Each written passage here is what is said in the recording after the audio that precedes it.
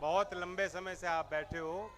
कम ही समय में, अल्प समय में हम सबको अपनी बात कहनी है और बड़ा सौभाग्य है। चौधरी अजीत सिंह जी की भी जब आखिरी सभा भरतपुर में थी, उस सभा में, चुनाव में वो आपके यहाँ आए, वो बेहद खुश होते आज आपके जोश को देखकर और लोकदल के इस सिंबल और इस झंडे को लेकर जो इस तरह आपने भरतपुर में इसको संभाल के रखा है और फहराने का काम किया है। अशोक गहलोत जी, जिनके प्रति इतना सम्मान और लगाव राजस्थान की जनता के हर वर्ग में है, जो दिखाई देता है, चुनावी समर में बहुत कीमती समय निकाल के हमारे बीच आए। मैं श्री विश्वेंद्र जी को, जो मेरे आदरणीय हैं, अनुभव में भी बड़े हैं, उम्र में भी बड़े हैं और इस अवस्था में बीमार होने के बावजूद यहाँ आए और घंटों मेरे साथ वो बैठे मंच पे, आपकी बात सबकी सुनी और ब्रज के इस रंग में वो रंगे ही हुए हैं। जब गिरिराज जी का नारा लग रहा था तो शायद सबसे जोर से यही नारा ले रहे थे। इनके फौलादी इरादे को और इनके जज्बे और उनकी ऊर्जा को देखकर प्रेरणा मिलती है। हमारे जोगिंदर अवाना, जो विधायक हैं कांग्रेस पार्टी के, दोबारा दावेदार हैं, आपका आशीर्वाद और समर्थन चाहते हैं, वो भी साथ आए हैं मंच पे। रामकिशन शर्मा जी, आप देखिए, मेरे लिए कितने बड़े सौभाग्य की बात है कि जिन पर चौधरी चरण सिंह जी विश्वास करते थे, आज उन्होंने मुझे आशीर्वाद दिया।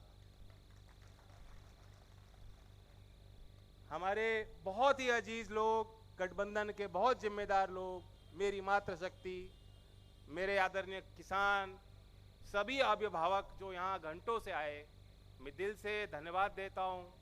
मैं सुभाष जी को भी बधाई देता हूँ। कोई एक माहौल होता है चुनाव का जो दिखाई दे जाता है। कल अहमदाबाद में टीम इंडिया हार गई। अब उसके कई कई कारण हैं। बहुत लोग सोच रहे थे कि वहां जो गए हैं, जो जोर लगाते शायद जीत जाते, लेकिन हार गई। दुख की बात, वो टीम इंडिया हार गई, लेकिन राजस्थान में दोबारा रिपीट करके ये टीम इंडिया को जिताने का काम आप करेंगे। और उसके कारण हैं कि एक जनता का विश्वास होता है, सरकार डंडे से नहीं चलती। लोकतांत्रिक परंपराओं की अवहेलना करने वाली सरकारें कभी दोबारा नहीं आती। सरकार वो आती है जो जनता का विश्वास जीत पाए। सार्वजनिक जीवन में जो नेता एक बार झूठ बोलता है, कभी कभी चल जाता है, और जो बार बार आपके बीच आके बड़ी बड़ी बात कहेंगे और झूठ बोलेंगे, वो कामयाब लंबे समय तक हो नहीं सकते। अब विश्वेंद्र जी कह रहे थे, उन्होंने तो बहुत एक अच्छा नाम दिया है, मैं तो नहीं कहूंगा। वैसे ही एक नेता आए हैं, 18 तारीख को आए। हम तो उम्मीद करते कि वो याद करते कि 19 अक्टूबर की तारीख कौन सी थी। 18 अक्टूबर में लोहागढ़ में खड़े होकर उन्होंने कहा कि आज दुनिया भारत का लोहा मान रही है। और क्योंकि उनको शौक है अपना नाम सुनने का, आप बताइए, उन्हीं के नाम पे स्टेडियम, उसी स्टेडियम में खुद जा रहे हैं। हमारे यहां परंपरा नहीं थी कि जीवित व्यक्ति कोई कितना अच्छा क्यों ना हो कि अपने नाम से कोई संस्था बनवाए। ये परंपरा नहीं है हमारे यहां कभी। लेकिन चलिए, वो आए तो उन्होंने कहा हमारा डंका बज रहा है दुनिया में, क्यों बज रहा है? तो लोगों ने नाम लेना शुरू कर दिया। जो आते हैं उनके रंग, उसी रंग में जो पुत के आते हैं, उन्होंने नाम लेना शुरू कर दिया। कितनी बड़ी बात है। ये देश का डंका अगर दुनिया में बज रहा है, इसलिए बज रहा है क्योंकि दुनिया में हमारा नाम है।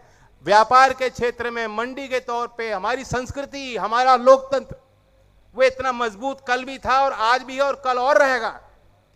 उसका श्रेय देश की जनता के पुरुषार्थ को जाता है, यहाँ के किसानों को और यहाँ के नौजवानों को जाता है, इस मातृशक्ति को जाता है। किसी एक व्यक्ति को देना बेहद गलत। वो आए, उनका तो रिश्ता सबसे निकल आता है। सब जगह जाते हैं, कहते हैं मेरा पुराना नाता है। मैं 30 साल पहले जब जंगलों में जाता था, उससे पहले यहां घूम के जाता था। लेकिन शायद लोहागढ़ से कोई पुराना रिश्ता नहीं निकाल पाए। कोई बात कही इन्होंने रिश्ते की? रिश्ते की बात तो देखो मैं कह सकता हूं। यहां हमारा रिश्ता है, चौधरी चरण सिंह जी का रिश्ता है कि नहीं? मानते कि नहीं मानते? और नौवार चाहिए तो नौवार भी हैं, और रावतपाल चाहिए तो रावतपाल भी है, और सादाबाद हो, मथुरा हो, आगरा हो, जहां रिश्तेदारी करानी हो करा लो।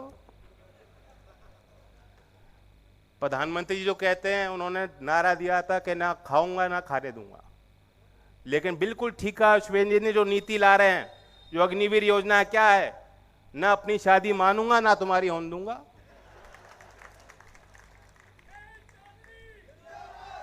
तो अगर घर को सजा के रखना है, बच्चों के भविष्य को उज्जवल करना है, तो राजस्थान की सरकार ने रास्ता दिखाया। मैं धन्यवाद देता हूं, किसानों के लिए बड़े बड़े काम किए। एक ऐसा काम है जिसका जिक्र चर्चा इस मंच से नहीं हुई, और उसी के आधार पर मैं संसद में अपना एक प्राइवेट बिल तैयार कर रहा हूं। राजस्थान शायद देश में दूसरा राज्य बना जिसने किसानों के लिए उनके वित्त से, उनके ऋण से उनको मुक्ति दिलाने के लिए एक नए संस्था का गठन किया। तो डेट फाइनेंस रिलीज कमीशन आपने बनाया है, कानून बना के विधानसभा से पारित करके एक संस्थागत तरीके से, बुनियादी तरीके से आपने समझा कि किसान की पीड़ाएं कहां हैं, कहां वो महसूस करता है। और यही लड़ाई चौधरी छोटू राम जी के समय से लड़ते आए लोग। चौधरी चरण सिंह जी ने छुटकारा दिलाया कि महाजन के चुंगल से, जो अव्यवस्थित क्षेत्र के चुंगल से जो पैसा जुटा के खेती करता है और महंगी उसकी खेती हो रही है, और ऋण में जो डूब जाता है, उस किसान और किसान परिवार को बचाना होगा। तो उसी तर्ज पर मैं संसद में भी अपना एक मसौदा तैयार कर रहा हूं, और कांग्रेस पार्टी का भी हम सहयोग मांगेंगे जब संसद में वो रखा जाएगा। बाकी काम तो अब केंद्र में सरकार को देखना है। राजस्थान से हमें बहुत उम्मीद है कि यहाँ जो इन्होंने घोषणा पत्र भी किया है, अब इन पे, इनकी कही गई बातों पे आप विश्वास कर सकते हो, और सामने वाला जो कह रहा है उसका कोई मतलब नहीं। याद कीजिए, आज बीजेपी के लोग कह रहे हैं कि हमें मौका दो तो हम तुम्हें गेहूं पे बोनस देंगे। रामविलास पासवान जी आज हमारे बीच में नहीं है, मैं बहुत उनका आदर सम्मान करता हूं, मैं श्रद्धांजलि उनको अर्पित करता हूं। आज वो जवाब नहीं दे सकते, लेकिन इस सभी मालूम है कि 2014 में जब उनको मंत्री बनवाया तो क्या दबाव उन पर बनवाया कि उनके मंत्रालय से चिट्ठी सभी राज्यों को भेजी गई केंद्र सरकार द्वारा कि अगर कोई राज्य की सरकार बोनस देगी, एमएसपी से अतिरिक्त एक भी रुपए का बोनस सरकार देगी, तो केंद्र की सरकार आपसे गेहूं धान की फसल खरीद नहीं पाएगी। याद है कि नहीं? 2014 में क्यों चिट्ठी लिखी थी? और उस समय मध्य प्रदेश और छत्तीसगढ़ में तो बीजेपी की सरकारें थीं। वे बीजेपी की शासित राज्य की सरकारें भी विरोध करती रही कि नहीं, गलत हो जाएगा साहब, किसान चाहते हैं एमएसपी मिले, और अच्छी एमएसपी, अच्छा भाव, अच्छा मूल्य उनको दिलाने के लिए ये छूट आप सरकारों को दीजिए। लेकिन केंद्र सरकार ने एक नहीं मानी। और मैं हाल की बात बताता हूं कि आपको जानकारी होनी चाहिए, जून के महीने 2023 में सीएसीपी जो संस्था है जो मूल्य निर्धारण करती है खेती के लिए, जो सारी सिफारिश करती है, जिन सिफारिशों को मान के एमएसपी घोषित होते हैं, भाव घोषित होते हैं, जून महीने में भी उन्होंने एक रिपोर्ट प्रतिवेदन सरकार को सौंपी है, और उसमें दोबारा मांग की है कि किसी भी राज्य सरकार को आप बोनस घोषित मत कीने दीजिए, मत करने दीजिए। तो किस मुंह से जो सरकार आज केंद्र में बैठी है, जो कभी किसानों की सोचती नहीं, जो किसानों के उस 3 काले कानून लाई थी, आज वो कह रहे हैं कि हम बोनस देंगे। किस मुंह से देंगे आप? और 18 नवंबर को प्रधानमंत्री आते हैं लोहागढ़ में, 19 नवंबर की तारीख पे उन्होंने कोई चर्चा नहीं की। 19 नवंबर की तारीख हर किसान को याद रखनी चाहिए। क्या तारीख है? जब देश के किसान संगठनों ने, जिन्होंने सड़क पे 13 महीने बिताए, जो किसानों ने आंदोलन किया आपके लिए, आपके हक की लड़ाई लड़ी, उन्होंने फतेह दिवस मनाया था कि एक दिन हमें मिल गया, अब हम लौट आएंगे। हम विश्वास करें अपनी सरकार पे, उम्मीद करें हमारी सरकार पे कि जो हमने आंदोलन किया उसके आगे सरकार झुकी है। हम हारे नहीं हैं, हमने किसान के सम्मान की लड़ाई लड़ी और हम जीते हैं। वह 19 नवंबर की तारीख भी प्रधानमंत्री जी को याद रखनी चाहिए।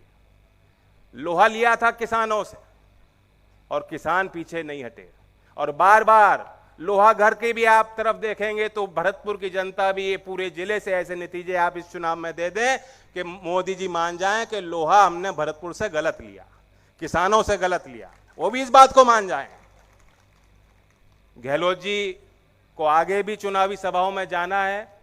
मैं अपने तरफ से फिर उनको धन्यवाद देता हूं। ये कारवां हमारा यूं ही आगे बढ़ता रहेगा और हम सब देख रहे हैं कि राजस्थान के इस नतीजे के बाद 2024 में भी हमें इंडिया गठबंधन को और मजबूती देनी है। तो ये उस प्रक्रिया में आपको एक ठोकर, एक धक्का और देना है। अगर आप आज जो बीजेपी की सरकार है, जो युवा विरोधी है, किसान विरोधी है, महिलाओं के साथ इनकी सरकारों में लगातार अन्याय हुआ, मैं कहना चाहता हूं, क्योंकि यहां चुनाव में आएंगे तो कहेंगे डबल एजेंट की सरकार बना दो। महिलाओं की शक्ति के लिए, सशक्तिकरण के लिए, बहन बेटी को बचाने के लिए बीजेपी को वोट दो। यहीं बगल का जिला आपका हाथरस का जिला है। याद कीजिए कि रात में किस तरह से वहां की जो उनकी सरकार है, जो तथाकथित बीजेपी की सरकार है, डबल एजेंट की सरकार है, क्या कृत्य उन्होंने किया कि जबरदस्ती एक गरीब दलित की बेटी को उन्होंने आखिरी क्रिया उसकी कर दी और परिवारजनों को भनक भी नहीं लगने दी और तमाम विरोध हुए। योगी जी ने कहा कि नहीं, ये तो अंतर्राष्ट्रीय साजिश है। तो हमने ऐसे भी मुख्यमंत्री देखे हैं, ऐसी भी सरकारी व्यवस्था देखी है, बिल्कुल चरमरा गई है, जहां कोई जिम्मेदारी नहीं लेना चाहता। और मैं दाद देता हूं कि हमें गहलोत जी से सीखना चाहिए। कितनी बार मुख्यमंत्री रहे, कितनी ताकत उन्होंने देखी है, लेकिन इनके व्यवहार में इतनी सरलता है। अगर इन्हें गलती का एहसास होता है तो कहते हैं गलती हो गई। कोई मुख्यमंत्री जिम्मेदारी नहीं लेना चाहता। आज कोई मुख्यमंत्री अपने प्रदेश में जाके ये नहीं कह सकता कि हमने काम किया है, काम के बल पे हमें वोट दीजिए। और मैं 4 घंटे से मंच पे बैठा हूं, सबने बढ़ाई की है, सुभाष गर्ग की बढ़ाई की है, विश्वेंद्र जी की बढ़ाई की है और राज्य सरकार के कामकाज की बढ़ाई की है। तो मैं बधाई देता हूं और आमंत्रित करता हूं, आप अपनी कार्रवाई को आगे विधिवत चलाएं। धन्यवाद। धन्यवाद जयंत चौधरी। और मैं अब राजस्थान के जन जन के लोकप्रिय मुख्यमंत्री। सुनो, वोट तो मांगी नहीं, वोट तो दे रहे हो ना। कांग्रेस का नारा है